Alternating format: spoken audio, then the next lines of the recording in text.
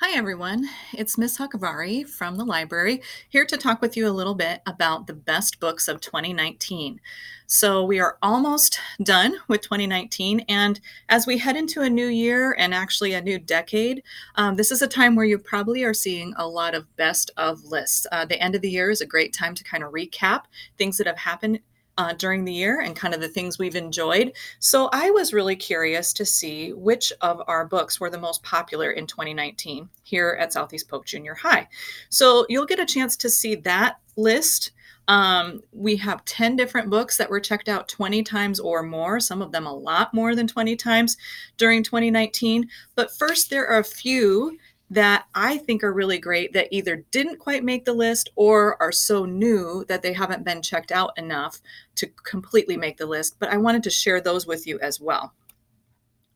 So, the first book that I think is really wonderful, and some of you actually got to read it for your eighth grade English class this year, is the book Scythe by Neil Shusterman. In this book, the humanity has progressed past dying. So we've found a cure for every disease. We've found ways to heal people after car accidents, after injuries, all kinds of things like that. And while that seems like kind of the perfect world that no one dies, you might guess that the first problem is there's some serious overpopulation that happens. So there's a job that's been created called the Scythe, and that person kills people for a living, people that are sort of destined to die to keep the population under control. And so scythes are trained in different martial arts and different methods of killing, and then they sort of get to choose who lives and who dies. In this book, there are two main characters. Their names are Citra and Rowan, and they are teenagers that become apprentices to the Scythes. So, what that means is they're learning how to do this job. And this book was so fascinating to me because I had never really thought about what would society be like if people didn't actually die. And I never really thought about sort of that work as a job.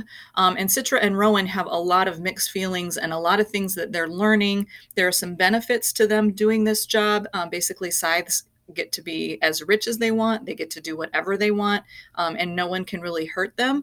But there's a lot of drawbacks to this as well. Another thing that is great about this book, Scythe came out a few years ago, but the author has completed the series. So it's a trilogy. There's 3 books in this series. And so all 3 of those books are available in our library. So if you've read Scythe but haven't read the other 2, please check those out. Or if this book sounds good to you, just know that it's a part of a great series that you could read.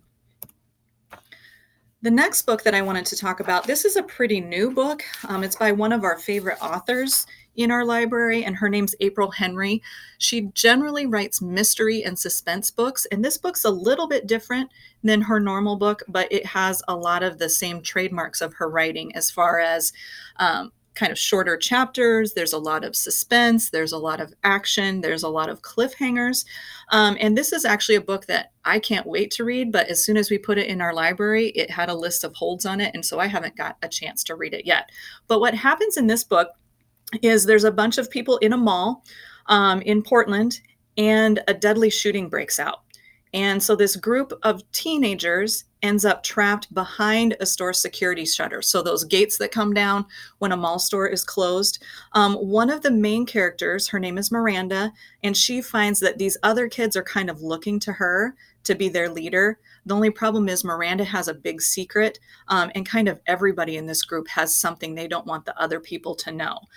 So this group really has only 3 choices. They're stuck in this mall. They know there's danger if they leave the security of this store, but they're kind of stuck.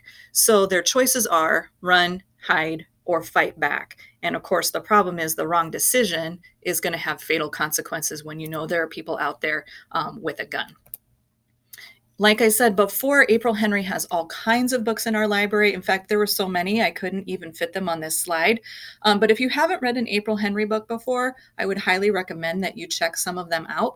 Most of them are found in our mystery section. So if any of those books sound good to you, please stop by and take a look at those.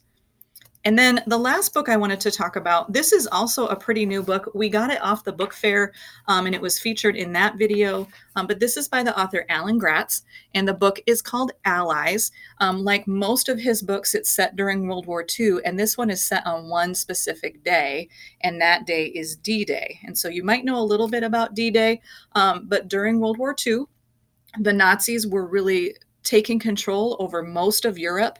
And the Allied army, including the United States, Britain, France, they really thought their best chance to turn the course of the war was one big battle, one big event, and they called it D-Day. And so the Allied army was sending boats across the English Channel to try to surprise the Nazis in France. And so that's what this story is about. It's kind of like a look at that day. And there's a few characters that are happening that you get to follow.